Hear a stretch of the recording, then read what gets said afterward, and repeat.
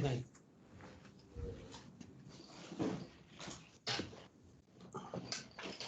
Second. Okay, we should be good to go. So I'm really looking forward to this series. When we start diving deeper into the book, there's going to be some really interesting conversations that we're going to have. So again, I'm just really looking forward to it. And I just want to remind everyone of the flow of this meeting. I can't emphasize enough to contribute your thoughts and questions at any point during this program. We have a really open format for these meetings in order for the exchange and flow of ideas to take place. So seriously, definitely take advantage of that. First, we will hear from Mr. Weitzman as he introduces himself, and then you guys, the members, will introduce yourselves as well. You'll each have around 30 seconds each to introduce yourselves to the group. I'll be calling on names alphabetically from a list, so be listening for your name. And then after the introductions, we will have our discussion time, which will be around 45 to 50 minutes. And that's whenever y'all can, contribute your questions and what you thought about the chapter and everything. Yeah, I'm just really looking forward to hearing what y'all got from the chapter, because I know it was a short one, but we did that intentionally to account for books arriving and giving you the time to read it and such. But that chapter still made me think, so I'm looking forward to hearing what you have to say about it. And now I'm going to turn it over to the man that needs no introduction, but I'm about to give him one, Herb Weitzman. Well, thank you so much. It's just great to be with you today. I know it's, we've got a little bad weather ahead of us, and this is when the Zoom calls, really come in handy. And, I'm very, very passionate about real estate, and I'm very passionate about the UT system. You can see I've got my jacket. You can see I don't know if you can see my horns there, my longhorn. My mask is got orange rope around it, so burnt orange. So, I'm with you guys. I want to, through this series here, talk about all these great visionaries that I had the opportunity to work with in my career, and how that's made such a big difference, to me, and all the things that, we need to know about business and about life. And I think that some of these things you're going to be able to pick out a little jewel here and maybe come back to me in 30 years and say, Herb, you remember that thing you told me, back in February of 2021? I said, no, what was it? That happens today. People that I worked with 30 years ago, 40 years ago, I'll see them, they've retired. I'm not. I'm working, 6.5 days a week. And I said, what was it? And they tell me this little something, because I certainly didn't remember it. But what happened is it made a difference in their life. So, but I'm here to talk with you a little bit about the chapters in the book. And the first chapter is about, how I even came around to thinking about real estate. And it was very interesting because so many things depend on your family of origin. And my dad was an immigrant. My mother's parents were immigrants. And, we are in the most fabulous country in the world with the greatest opportunity. We have freedom, and, we're seeing a lot of chaos right now. But let me tell you what, I don't know how people get so off track unless they don't go around the world and see what the rest of the world is like.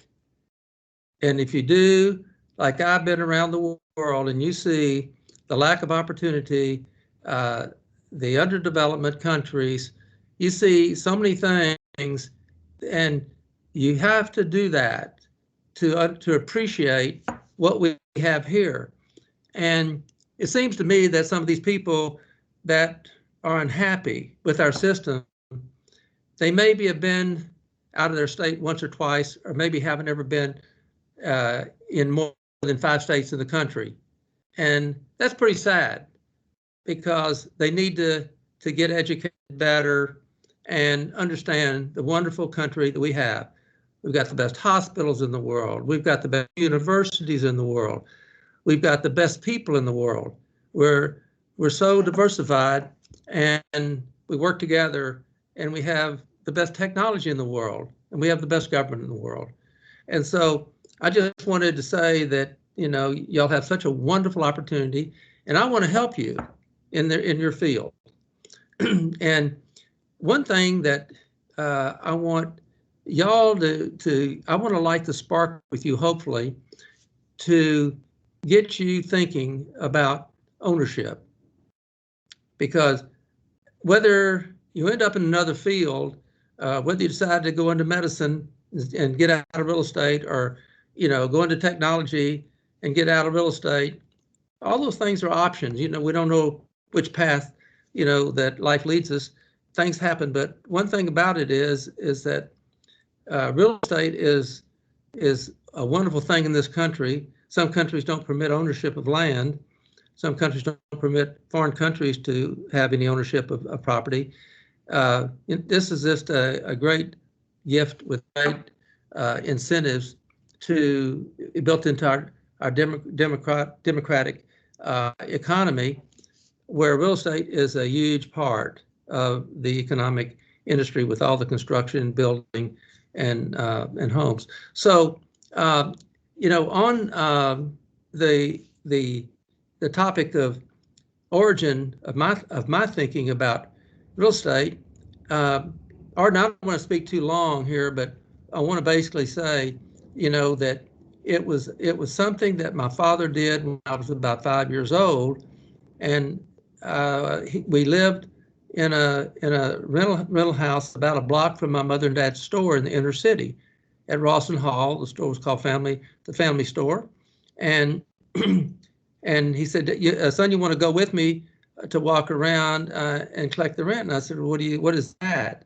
And I said, "Well, I bought a few rent houses behind the store, and I collect the rent on a weekly basis, and I hope that I'll get these paid off, and then I'll have extra passive income for the family."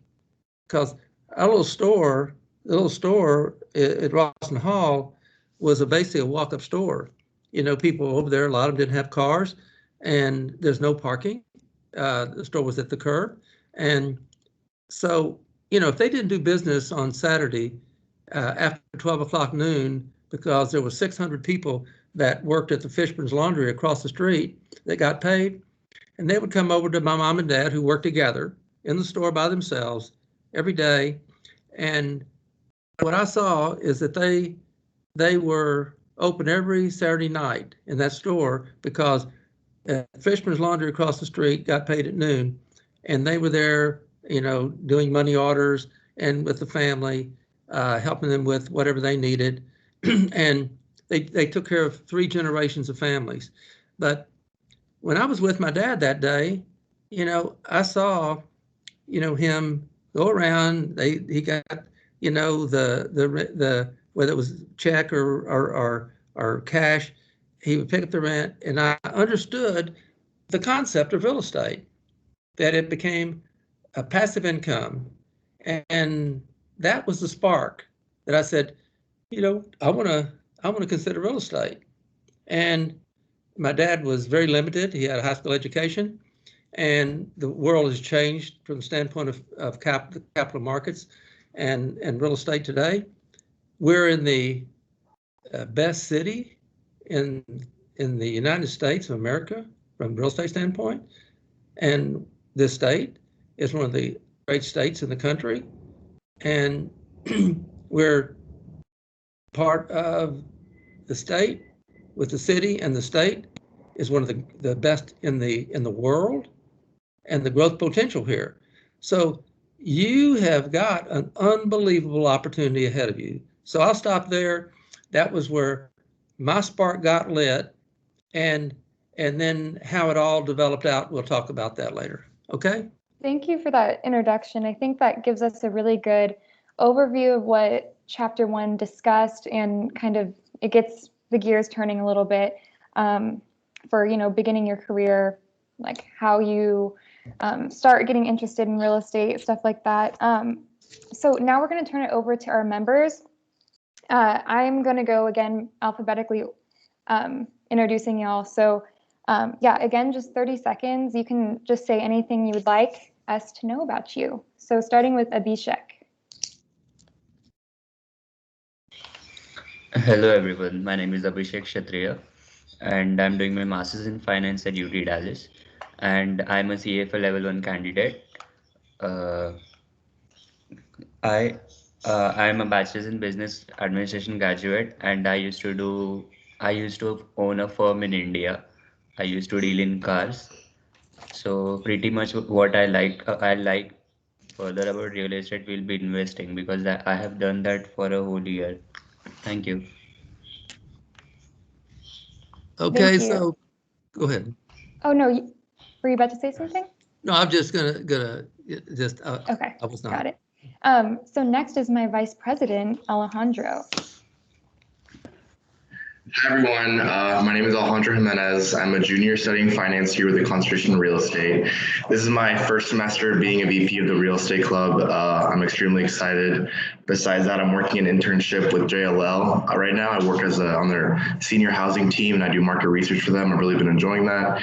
And it's actually a great opportunity because Mr. Weitzman, last semester I was rewarded $1,000 from one of your scholarships. So it's great to be able to thank you in person because that money was really helpful. Great. Yeah. That's good. That's so awesome. Oh my gosh. And next is my other Vice President, Amlan. Hey everyone, my name is Amlan. I am a finance major, currently a junior at UTD. I am the co-vice president of the real estate club, just like Arden said. I currently intern at a company called 3E Management as a financial analyst intern, and will be interning in a private equity firm called Stone Lake Capital Partners this coming summer. Yeah, and pretty much I'm very passionate about real estate and looking to get into private equity and acquisitions. Very cool. Next we have Ben Bordeaux. Hey guys, my camera isn't working completely. But like Arden said, my name is Ben. I came to JSOM hopefully to advance my current career, which is industrial construction. I serve some project managers and ensure quality and compliance with contractual things. I did a group project 2 semesters ago with Sina, and she had us read about a bunch of REITs, and it kind of clicked for me that that's probably really what I'd like to be doing with my time if possible. Very cool. I didn't know you knew Sina. That's awesome. Next is Brandon White.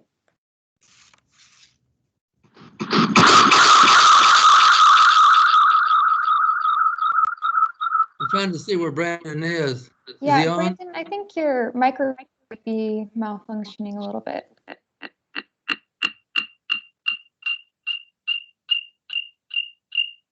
Yeah, I'm sorry, we can't hear you. Maybe I'll come back to you and you can leave the meeting and rejoin. Yeah, because right now it's just echoes. Yeah, that was someone else's. I just muted them though. Oh, it was. Okay. I don't know if Brandon, is he in the meeting? I don't know. Brandon, if you're here, at the end, just raise your hand and I'll call on you again. Next is Brian Chen. Hi everyone, my name is Brian Chen. I am a junior studying global business with a concentration in real estate. I am also the social media and marketing chair for the real estate club. And I start my career in real estate next month, interning for a realty called Westmount Realty. And I hope to learn a lot here. Cool, congratulations. Your chairman of Westmount's a very close personal friend of mine. Did you hear me? That's great to hear. Yeah, Cliff Booth. He's the owner of the company. Yeah. Very cool. I didn't know about that new position, so congratulations.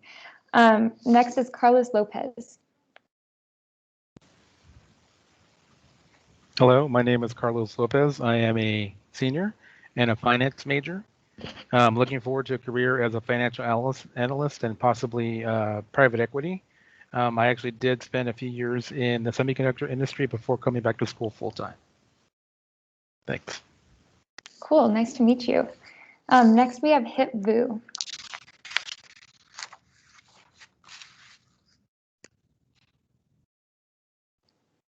Hip, are you here?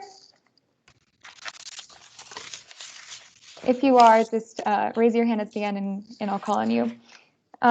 Next is Harrison Del Ponte.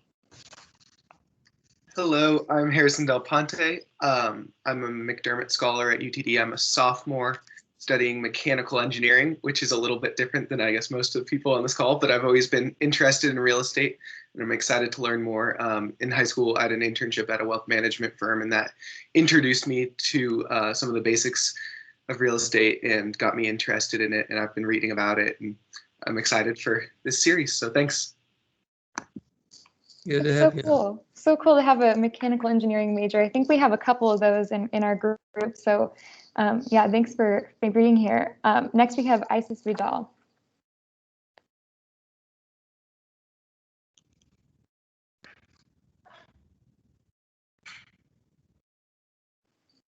Isis, can you hear me?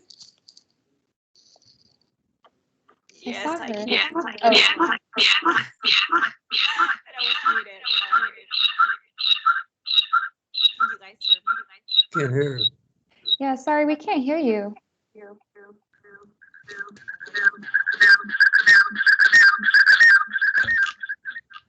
Yeah, sorry, maybe rejoin.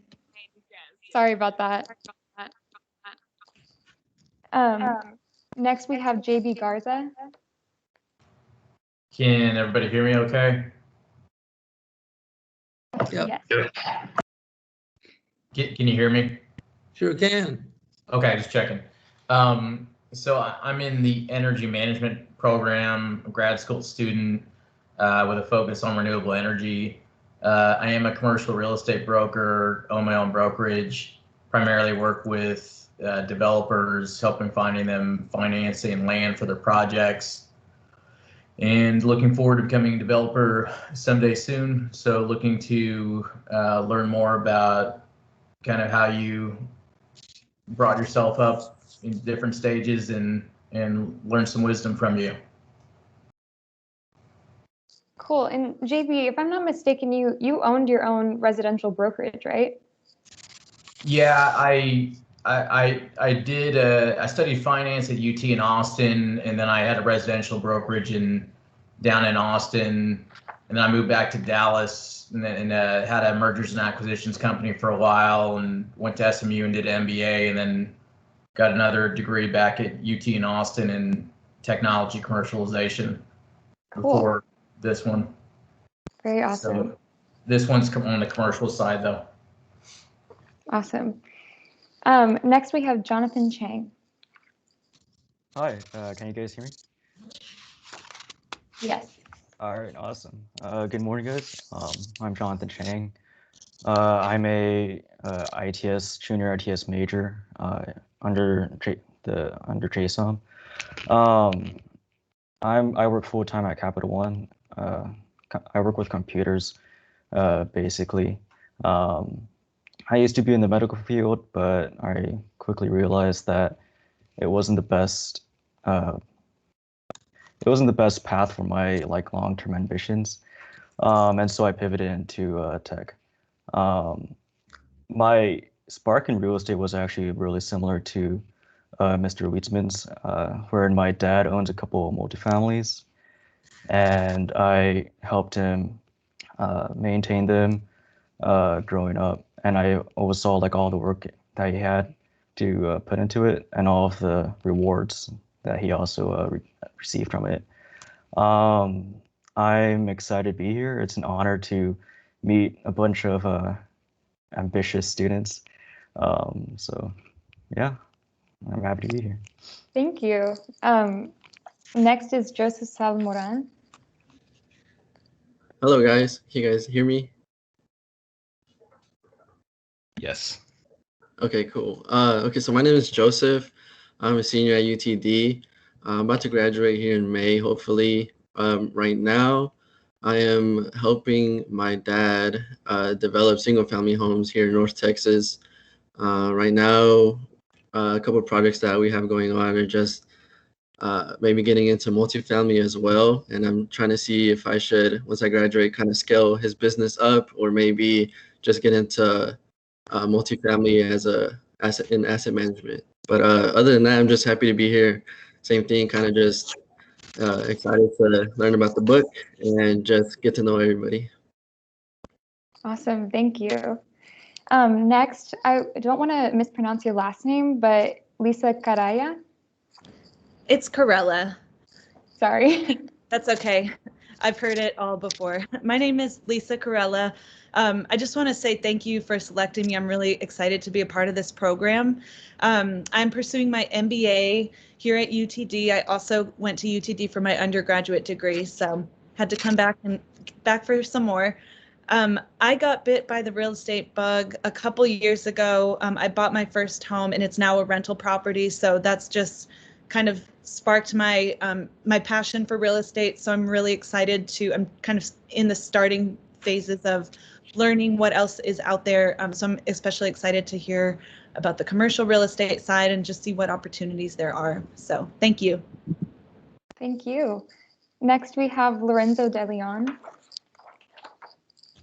Okay, so hey everyone. So I'm a senior in finance right now. I'm going to be graduating in May, and I've been in the real estate club for about 2 years at this point, and I'm working as internal affairs. So I kind of do all the meetings and stuff with the JSOM and just making sure everything's running fine, all the information's up to date, and definitely have been enjoying all my time in real estate, and it's an honor to finally get to meet and speak with you, Mr. Weitzman. So.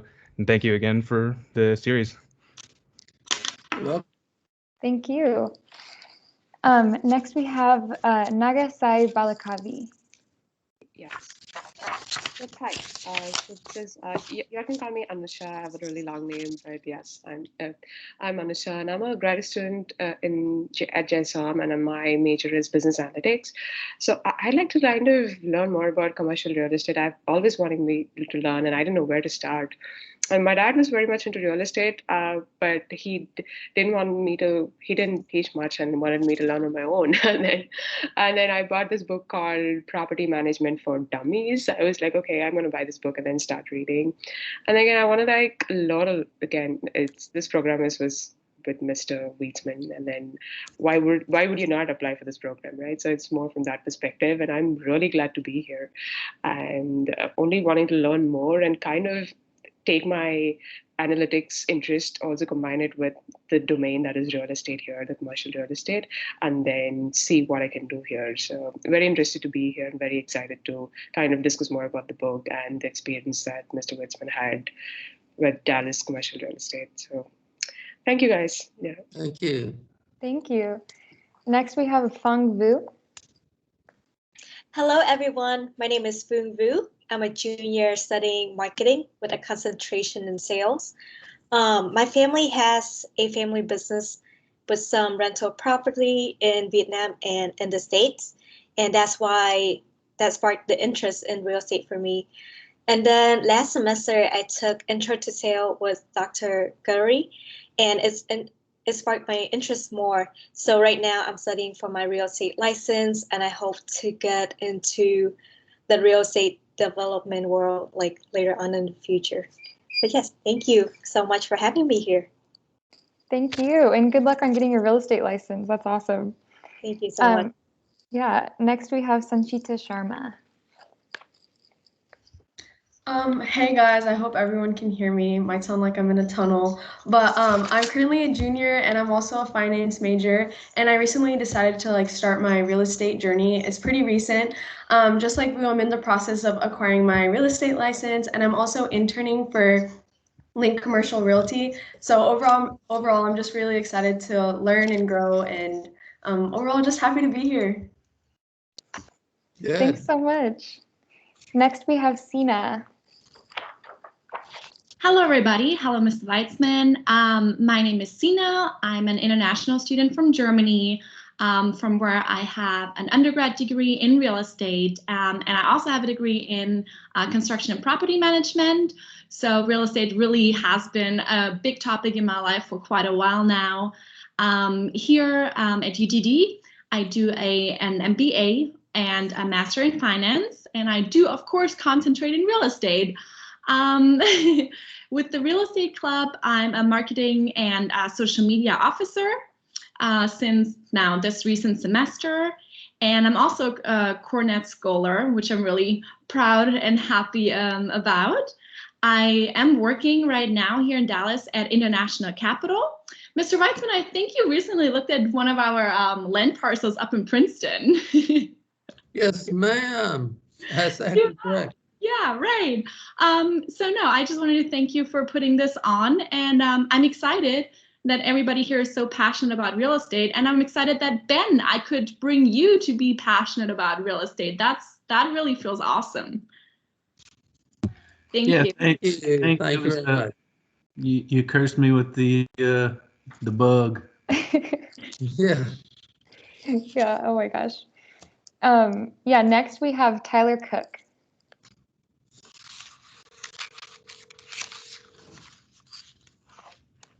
Tyler, are you here? Yeah, sorry, I don't know my mic. Yeah, no worries. Hey everyone, my name is Tyler Cook. I'm currently a senior at UTD doing business admin with an emphasis in real estate. Prior to starting UTD, I took a year off and traveled and did an international internship, and I'm just wrapping up my degree here at UTD and hoping to get on with a firm here in Dallas. Awesome. Next we have, and I apologize if I mispronounce your name, Yuk Tucker. Hi, can you hear me? Yeah, hear you. We hear you. Hi, my name is Yuk Tucker. I recently moved to Dallas. I used to be involved in the family-owned real estate business back in Gujarat in India. I used to develop. What country? I didn't hear. What country are you from? India. India. Okay, India. I was over there 2 years ago. Loved it. It's also a developed country. And I am an MS Finance student, and I also have a real estate concentration. And I'm also studying for my real estate license. So that's all. Very good. Very good. Good luck with that. And last but not least, we have Zhu Li. Hello. Hello, my name is Zhu Li. I'm a junior major in ITS and finance. I currently work as a market research intern at Hartman Income Red, and I have a large interest in real estate, especially from the infrastructure and development standpoint. I believe that real estate is plays a large role in shaping our communities and economies, and my goal is to later become a part of that process where I can help build and reshape economies. Yeah, thank you for having me. Very cool, thank you. And Isis, are you back? Yep. Who, me? Or who you talking? Sorry. I was calling on Isis because I know she had to. See if you can get her back. Can you guys hear me well? Yes, we can. Good. So my name is Isis, and I'm a senior right now at UTD with a global business. I'm working on my global business degree with a concentration in real estate. My background pretty much is on multifamily right now, but I'm looking to move into commercial maybe. So I'm still thinking about it, not sure because of what's happening right now. So yeah. Very cool. And also Isis was on our team. I wasn't a part of it, but they did an IREM case competition and she was on the winning team. So congratulations on that. Thank you. So yeah, did I miss anyone? Did anyone have to leave and rejoin? Do I need to call on you? Brandon. That you're going to call in at the end, right? Brandon? Yeah, I think Brandon. Yeah, go ahead, Brandon. I think your mic might still be malfunctioning. I'm so sorry about that. maybe later you can join from your phone. But yeah, we're gonna move on. Arden, he said he's sorry for the inconvenience. He's experiencing some problems. Oh, no worries at all. But yeah, we're gonna move on. Feel free to just introduce yourself if you figure out your mic. Introduce yourself whenever you want, because we are actually moving on to our open discussion. Again, it was really nice to meet you all and learn a little bit more about you. If anyone wants to be brave and start us off, just unmute your mic and you can, yeah, just anyone can unmute your mic. I will.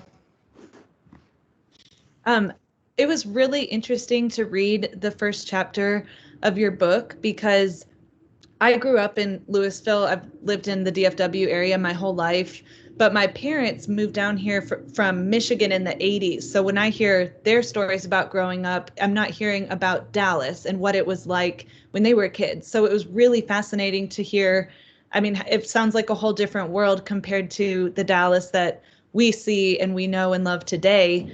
And also, I don't know how you guys survived without air conditioning units back then. I just wanted to throw that out there too. They were called swamp coolers. You know, they had a hose, you know, going to it, and water was in the base of it, and it had a turnstile, you know, and it had a matted filter on the outside, and it blew cool air into the room. That's what everybody had way back then. You know what I thought was so interesting to read that you would ride ponies on Mockingbird Lane when I'm looking at Mockingbird right now, and I don't know, you can't ride ponies there anymore. It's just wild to think about how the boundaries of the city have changed in the years. That was the outer limit, and right on Mockingbird Lane, almost across from the Phoenix Apartments in Mockingbird Square, that was all land, and they had Shetland ponies there where you could go there, and I would go on Sundays and get a ride on the Shetland. They'd take you around the track. It was, you know, as a little kid, I was 7 years old over there. Do you know at that time what the other boundaries of the city were, like east and west and like south? Well, on the north side, Northwest Highway was the outer perimeter. Loop 12. Wow. So, yeah, it was amazing. And when I got into the business with Henry Miller Company, of course, it was an interesting story because, you know, I was lucky to get that job with that company. There were only, you know, back then in 1961, the companies were about 5 people. Nobody had a big company. There were 4 or 5 companies that were commercial companies that were good, and they had 4 or 5 people. And that was about the extent of it. So when I joined Henry Miller in 1961, that's about all they had. And they said, well, Herb, we think we'd like to set up a farm and ranch division with the company. I said, well, I'll do that. And you read about that in the book. I mean, I didn't have a clue, you know, what to do. All I knew is that I wanted to get on with that company. And the rest is history. I was there, you know, for 23 years. We built the company to 1,700, and over the period of time, and then we merged, you know, with a public company that was American Stock Exchange, Grubb & Ellis. We got $50 million for the company, and I was one of 5 on the board, and the company merged with had 1,900 people, so we're 3,600 people, and we started buying companies around the country, and we grew to 9,000. I was chairman of all the commercial and retail with the public company, and we went on the New York Stock Exchange. And term was 5 years on the board, and I realized that after about 3.5 years, that being in the public company wasn't my cup of tea. I'm too much of a relationship person, too much of a one that gets great gratification from helping other people grow. And so I was able to make a decision about my 4th year on the board that I was going to wind down, and when my term was up in a year, I was going to leave and set my own company up.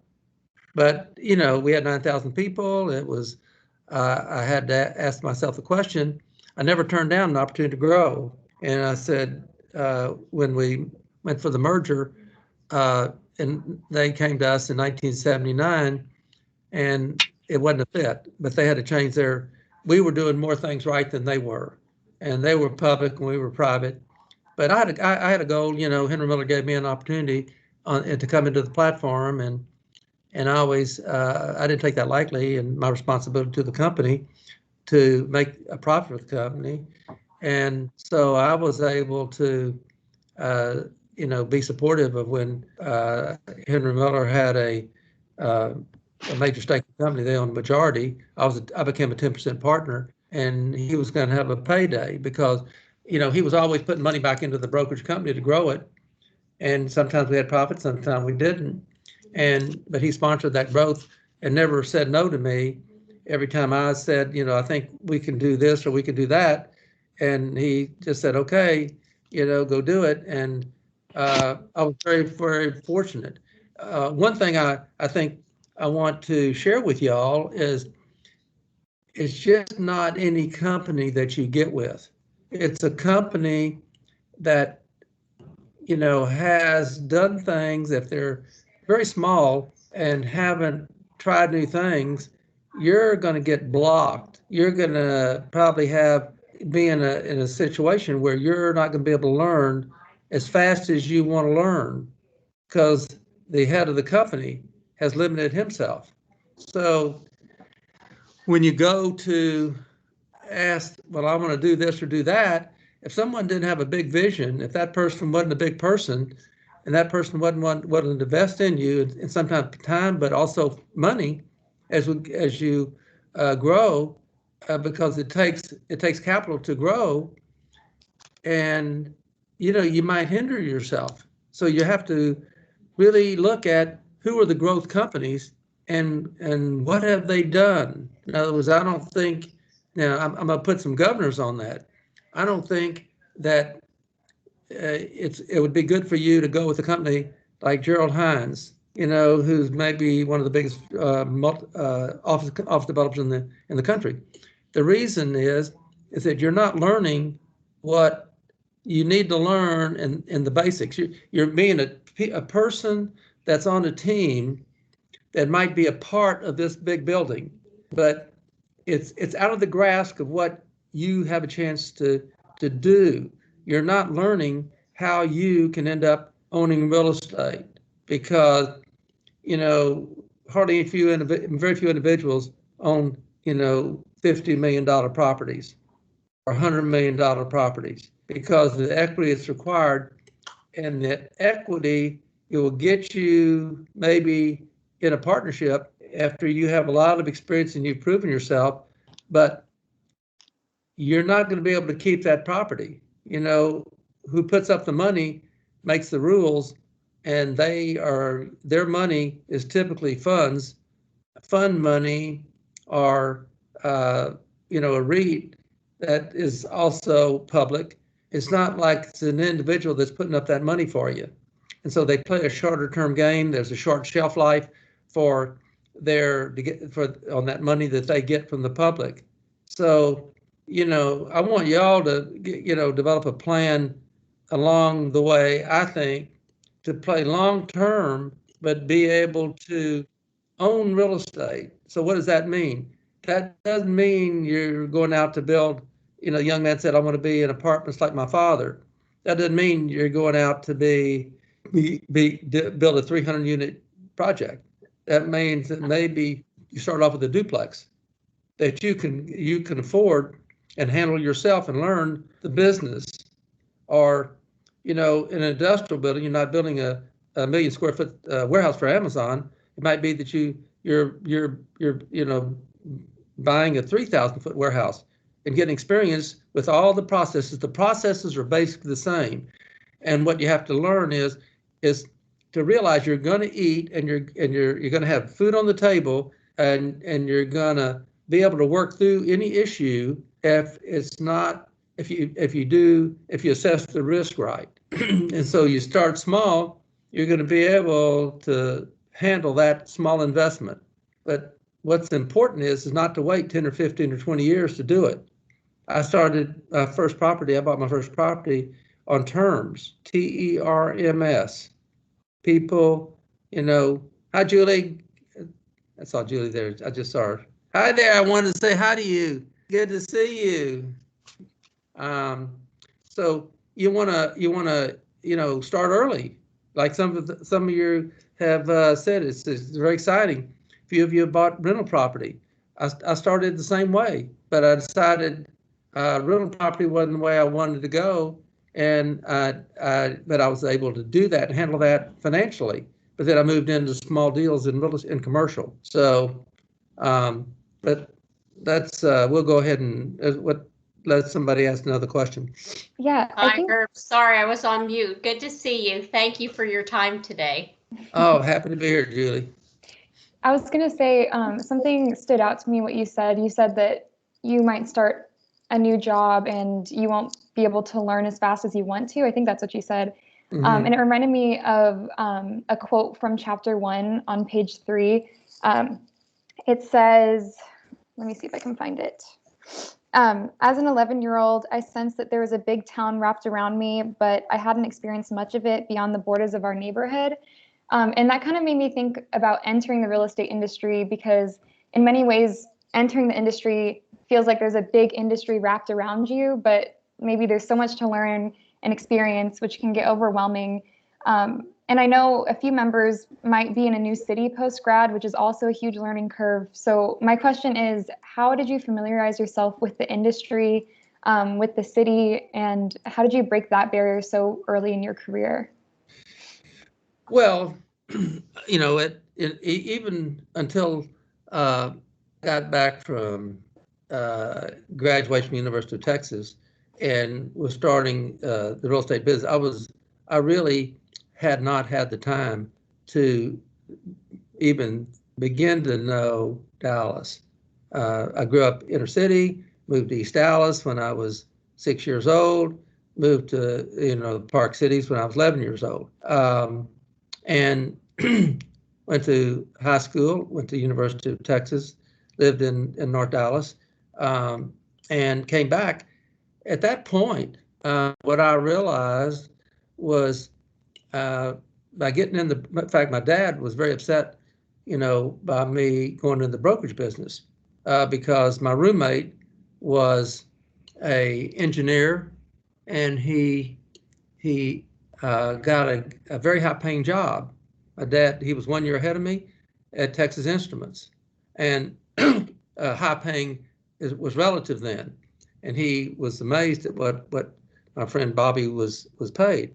And I graduated next year, and I told my dad I got a job with Henry Miller Company, and his first thing out of his mouth, he says, "How much are they paying you, son?" And I said, "Dad, they're not paying me anything." He said, "I sent you to college to get out and not get a salary?" Of course, that was his mentality. And I said, "Yeah." I said, I think, I'm going to be with a good company. I'm going to learn the real estate business. That was the key, being with a good company. And what happened is that I started off in my 1955 Chevrolet four-door stick shift with dual antennas and skirts on the rear wheels. So, that was the first thing that I had to change. I had to realize I'm in a professional business, and I got to figure out, I got to now be a businessman.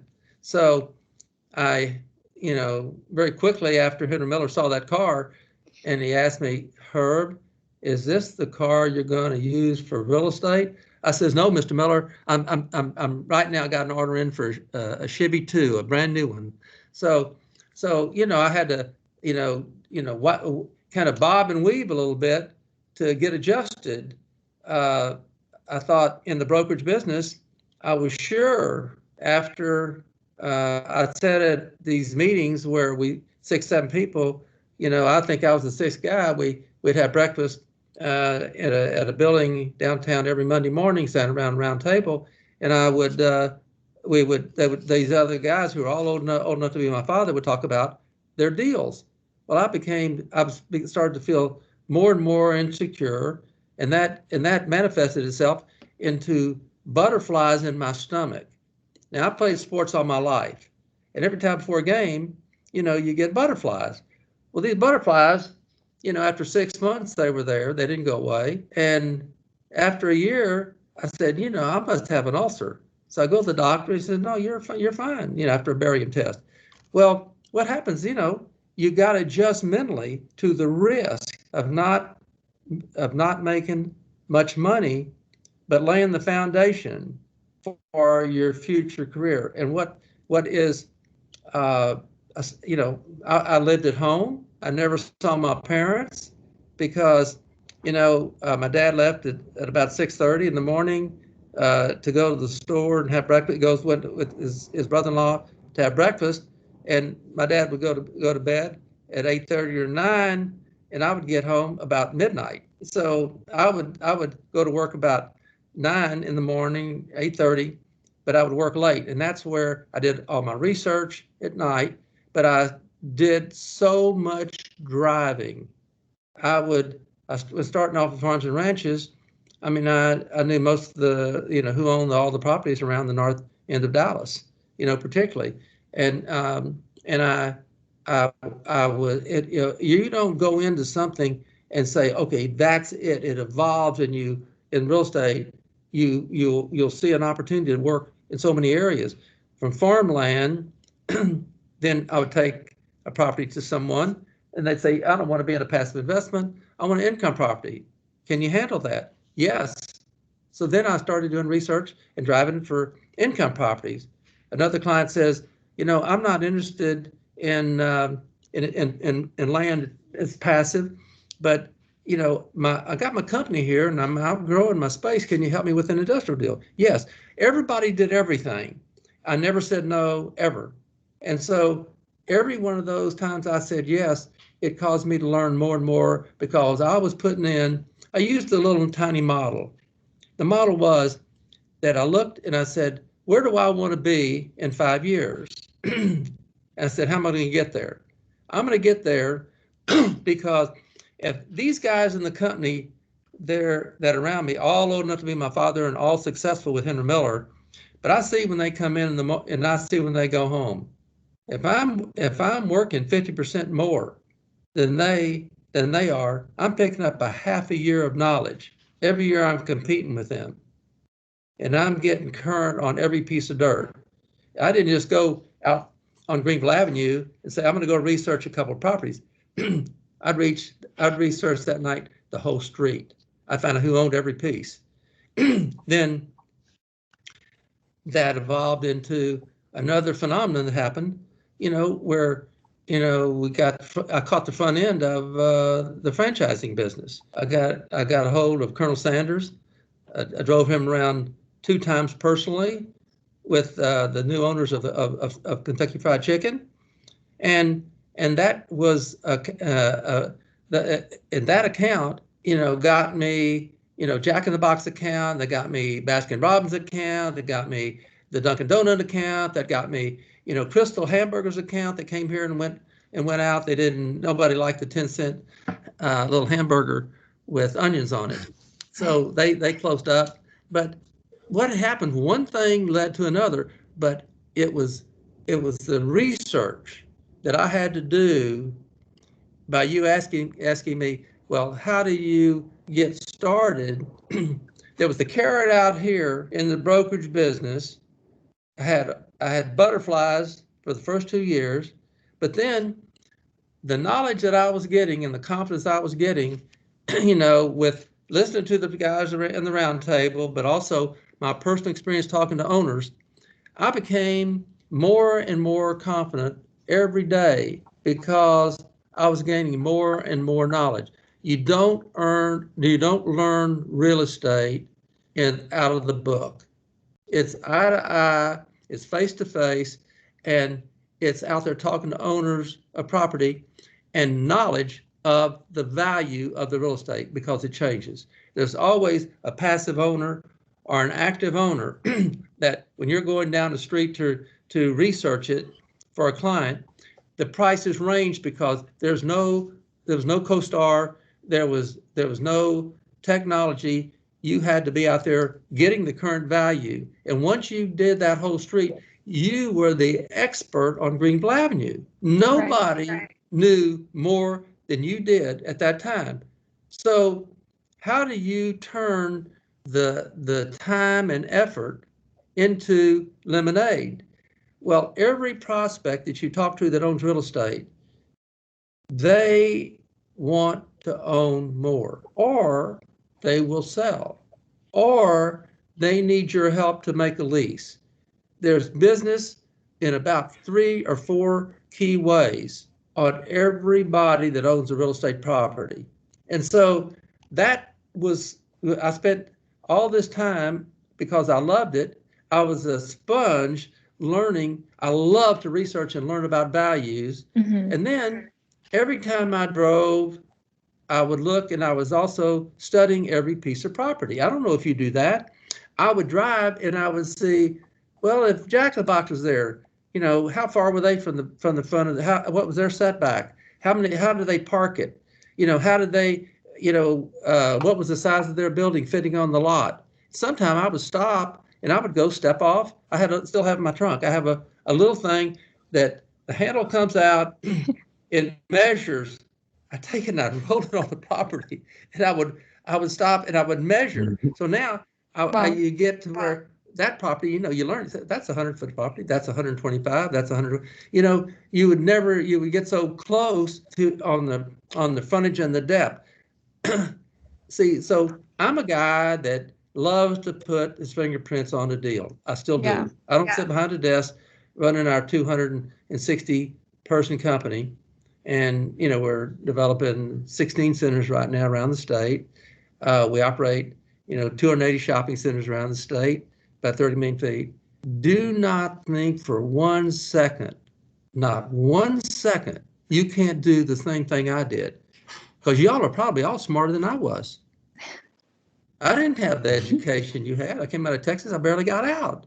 Just had a lot of fun. But you know, you can do everything you want to do.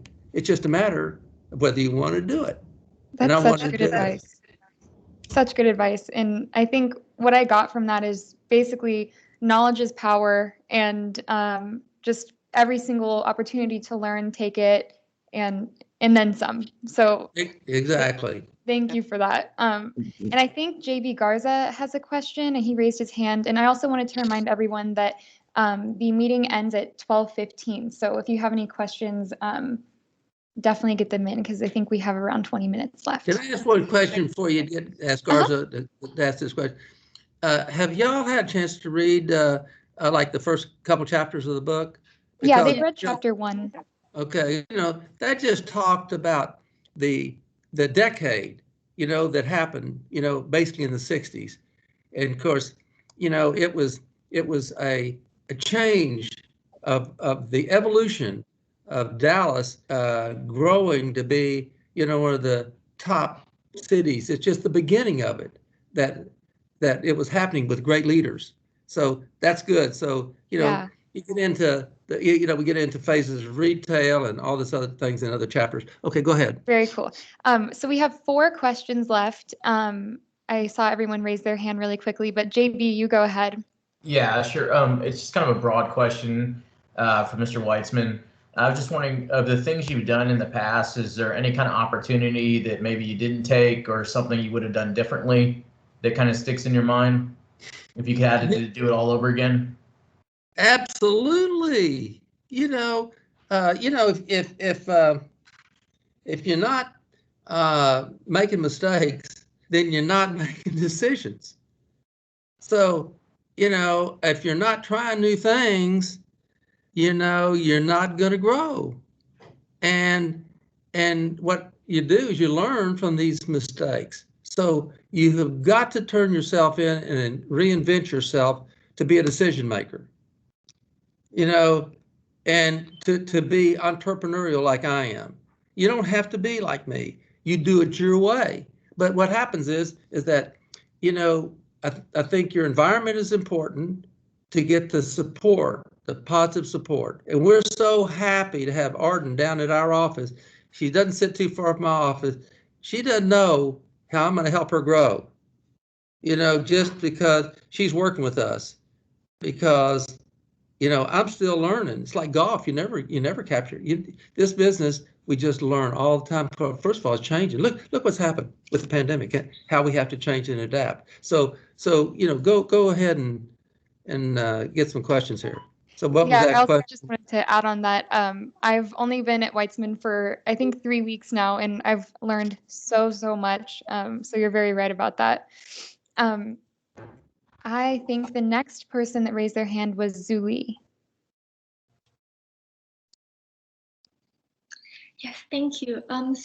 Just real quick, the first chapter really gave me a glimpse of like the life back then in the late 1900s and like the vibrant community before like the digital boom. And I just kind of want to ask, like, you know, where do you think the retail/mall experience is moving with like all the shopping consumers moving to online shopping and like people wanting to spend more on like experiences rather than like physical goods when they do go out? So like, you know, I know in one of the last meetings you stated that you guys were working on revamping and redesigning malls, and I was kind of wanting to ask, like, where do you think you're like taking the malls in that direction? Okay, well, there, you know, we're just in a change. You know, it is not certainly retail, as you know, is not going away. We just have developed. There's also so many new concepts that are going to be coming along with. You know, we had 12 million feet vacant. We have 200 million feet here in Dallas. The vacancy only increased 2%. That's 4 million feet. You know, there are years that we leased 4 million feet of new space, 5 million feet. Now, what's slowing down is with the you know, with Amazon and e-commerce is there's not the need for as much retail growth, but a great location is a great location. And the thing about, you know, retail is there's so many new concepts. Look at the online concepts, and they are like Amazon. Amazon felt they had to buy a brick and mortar company like Whole Foods to compete, and all the brick and mortar companies are putting in the digital platforms, spending billions of dollars. Walmart alone spent over $12 billion, you know, in worldwide in their stores with their digital platform, and so we're seeing all this change.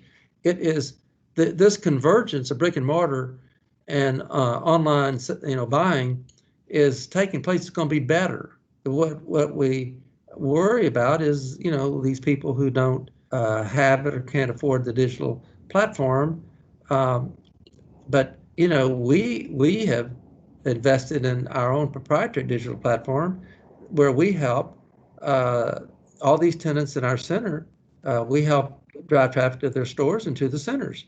So the retail is just in for a change right now. Well, that is good, but the problem is that a lot of companies didn't invest in the platform, and they didn't invest in it thinking they didn't need to, or they didn't have the leadership to do it, and they're having problems in a lot of these companies. You know, gone broke. We've had a huge amount of companies go broke, but they've been cleaned up. You know, and a lot of them haven't gone away, like Pier 1.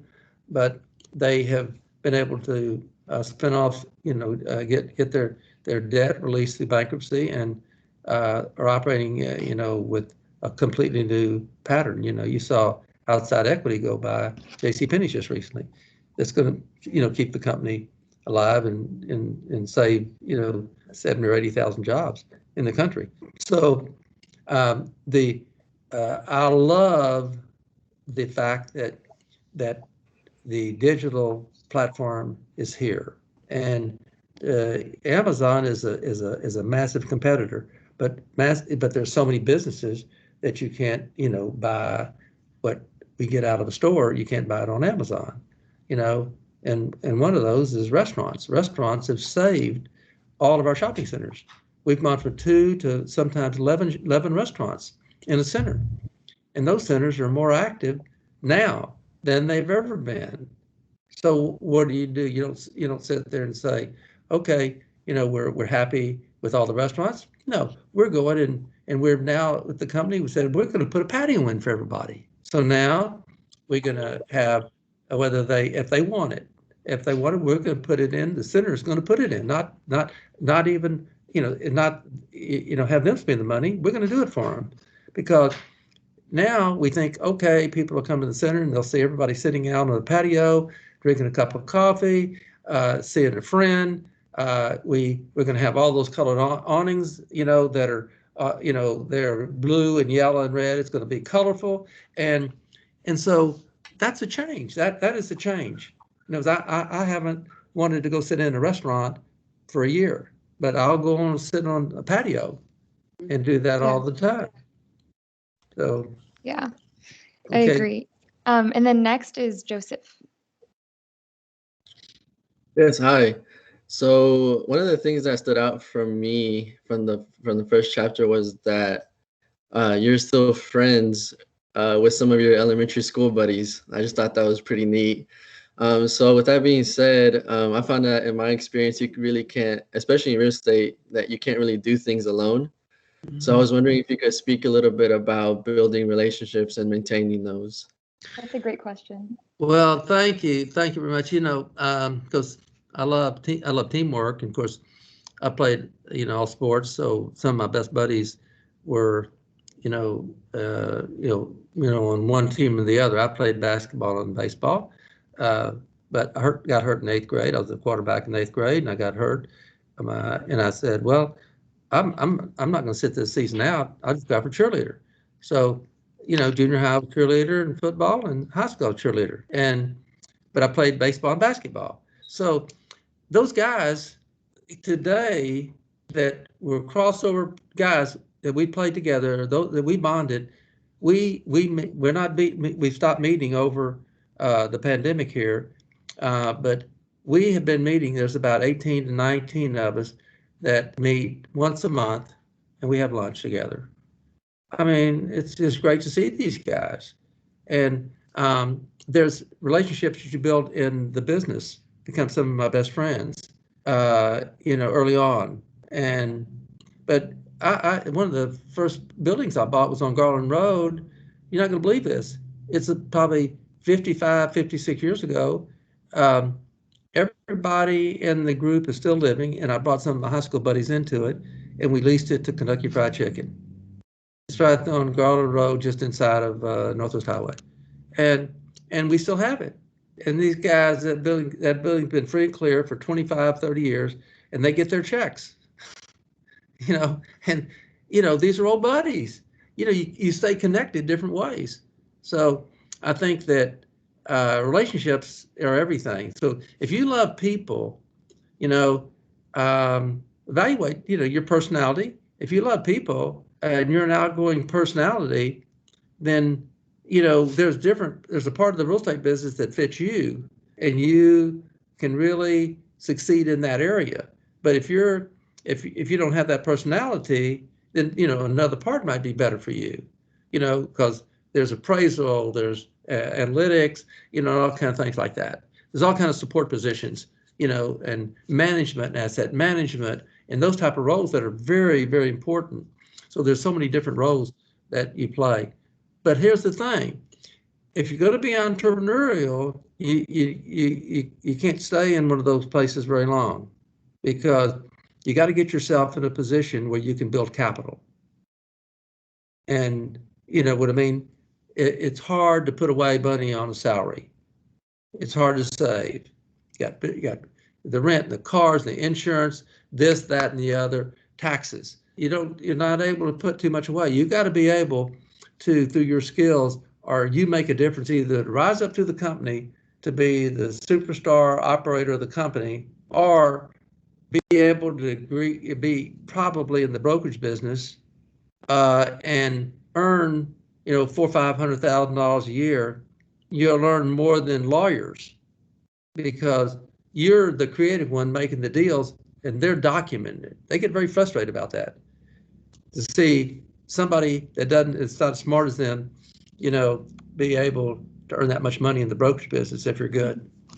Go ahead. Yeah, Howard. I think that's really interesting. Whenever you said evaluate your personality, because I think that is a really good way to like know how to build relationships specifically for you. But yeah, next is Isis, and I think that this is going to be our last question. But everyone who has their hand up right now, definitely save your questions for next time because we have a lot more time for discussion since we'll be reading 2 chapters for that meeting. So keep them in mind and bring them up next meeting because we would love to hear it. But yeah, Isis, go ahead. Thank you. Mr. Witzman, you said that your family immigrated years ago. Where did they came from? But start again. I don't see your picture up here on the thing, so I'm trying to see you. Are you there? Yeah, I'm here. Can you hear me? Yeah, I hear you, but I don't see you. Yeah, you mentioned that your family immigrated years ago. Right. Where did they immigrated from?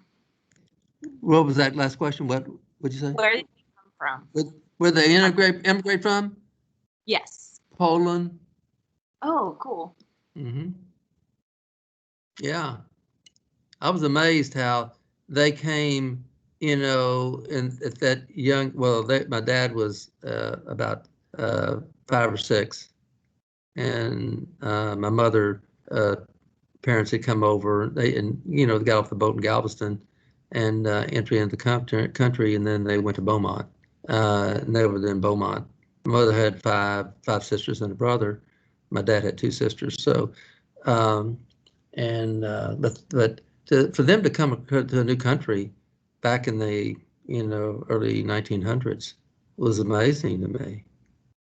Get off a boat and foreign country, and fortunately they came into Galveston and we ended up in Texas. So lucky to be here in Dallas. That's just stroke of luck. They created a perfect airline system, Southwest Airline, so we could go open up offices in San Antonio, Houston, and Austin. I'd get home and grow in those offices. I got home earlier going to San Antonio, Houston, or Austin than I'd get home when I worked in Dallas. So it was a perfect growth plan. Mm-hmm. Dr. Guttery, did you have a question? I don't have a question, but I know we're about to close. I just wanted to thank Mr. Weitzman, my dear friend, and Professor Lynch, and all you students for joining us. When Herb gave me my autograph copy, hot off the press, I read it cover to cover, I think in about 2 hours. I couldn't put it down. Love the pictures from the early days all the way till the time of publication. Thank you, man. We just can't thank you enough for, I know you've given an unbelievable financial gift, but you've given a lot more than that. You've given so much of your time. And I know that means as much or more to these students than the incredible gift that you gave. Well, thanks, Randy. Listen, you're doing a great job, and you students, y'all are doing a great job, and we're so happy to have Arden with us. And let me tell you something, we want to hire more of you. I told this to Randy, we're a growth company. And man, we got the best training program in commercial real estate, and really one of the best in the country. There's very few companies like us. And because we're really one of the biggest developers, sponsorship of development, and we're also one of the best commercial real estate firms in the state. So we are a huge supporter of you guys and Randy's program there, and Dean Perkle. We've got a love affair going. I love Thank it. you so much, Mr. Weitzman. Really appreciate all the valuable time and information you shared with us.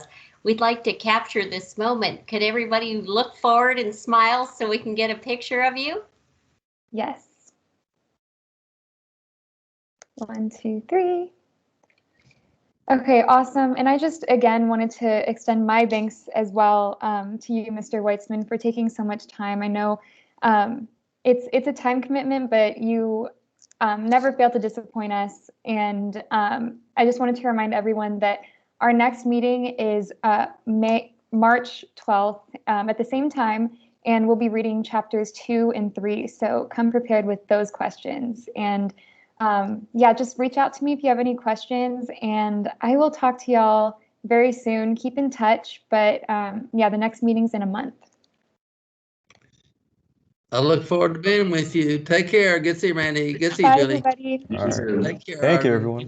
Bye, Thank everyone. you, Herb. Thank Take you. care. Bye-bye. Thank you. Bye. Bye. Have a good weekend. Bye-bye. Bye.